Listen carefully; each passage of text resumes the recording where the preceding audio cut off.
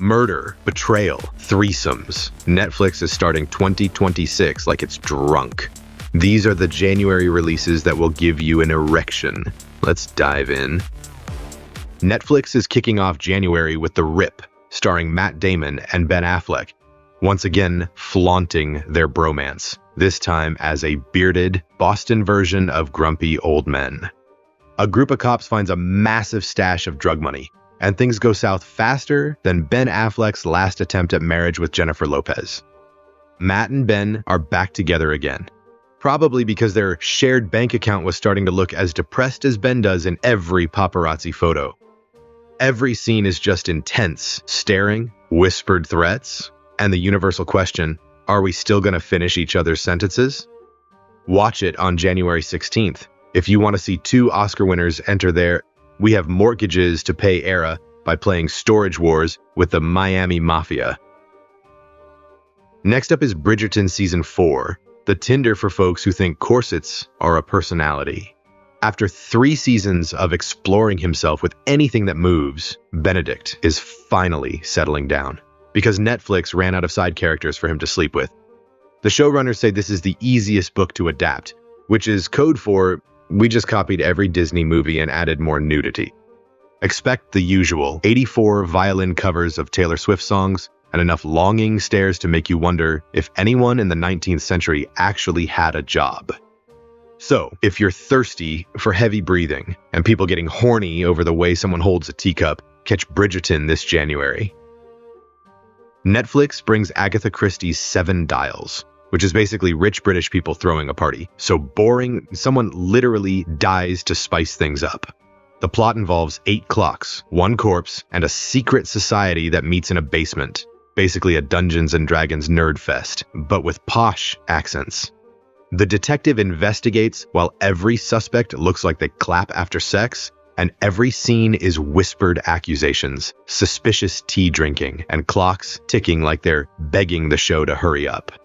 Check it out on January 15th. If you've run out of Knives Out sequels and need to watch vintage British people lie to each other for 3 hours. People We Meet on Vacation drops this January on Netflix, because nothing screams romance like 2 idiots practicing friends with no benefits.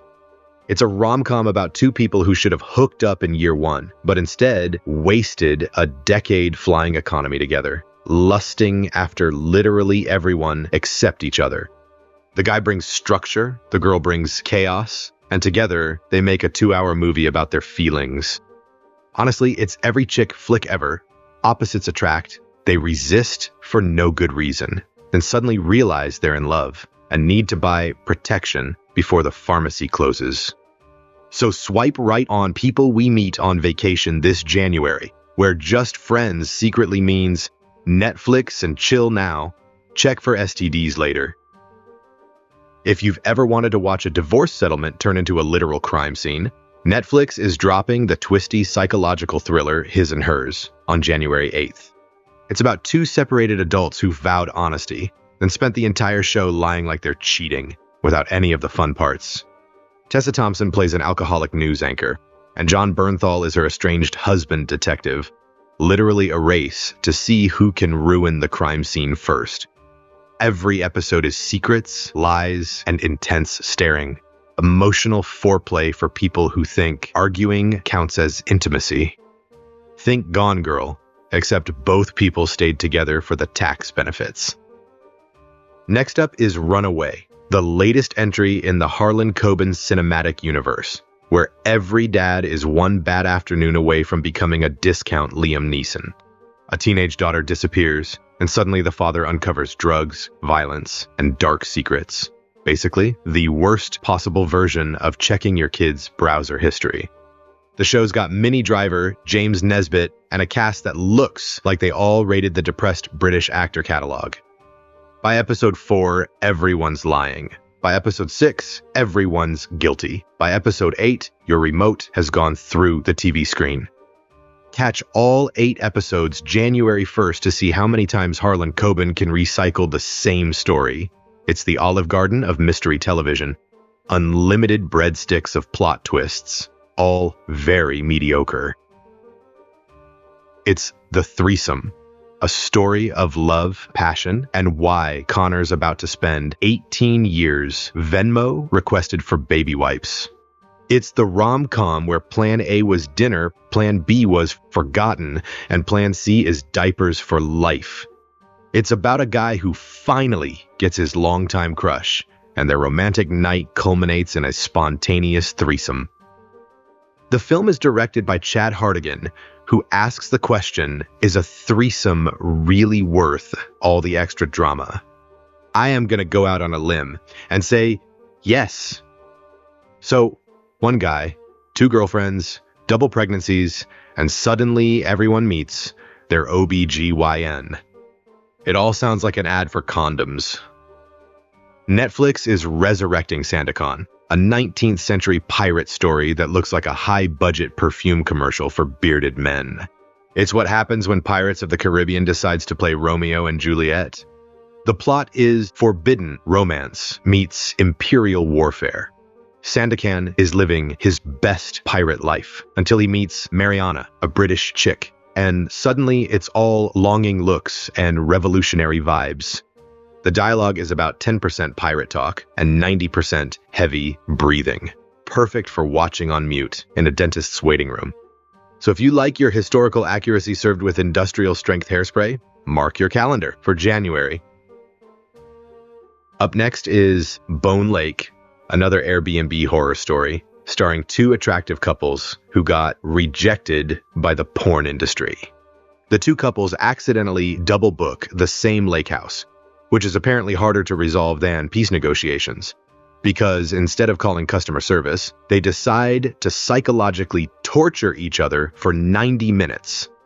Director Mercedes Bryce Morgan takes the classic strangers in a house formula and adds just enough sexual tension to make your parents awkwardly leave the room. The film promises to explore themes of trust, desire, and betrayal, which just means everyone's going to lie and someone's going to die. Netflix drops Kidnapped, Elizabeth Smart this January, and it's the ultimate comeback story that hits harder than a sports movie montage.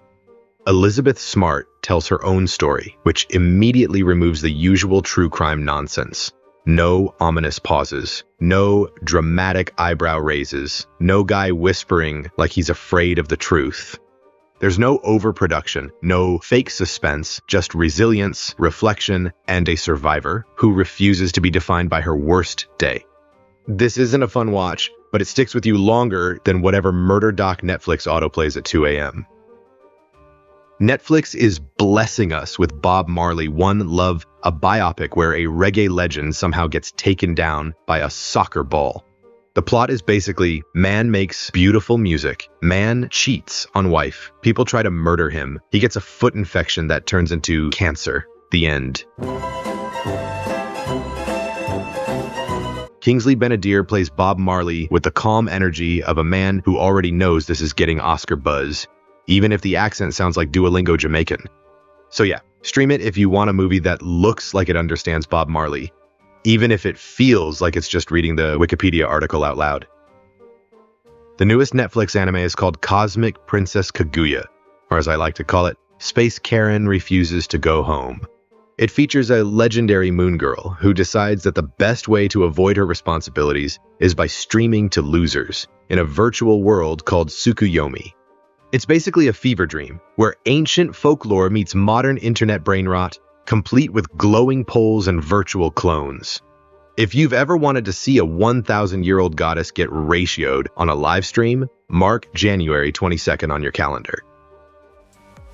So, that's our roundup of what's new. For more questionable reviews and savage breakdowns, subscribe and check out our other videos.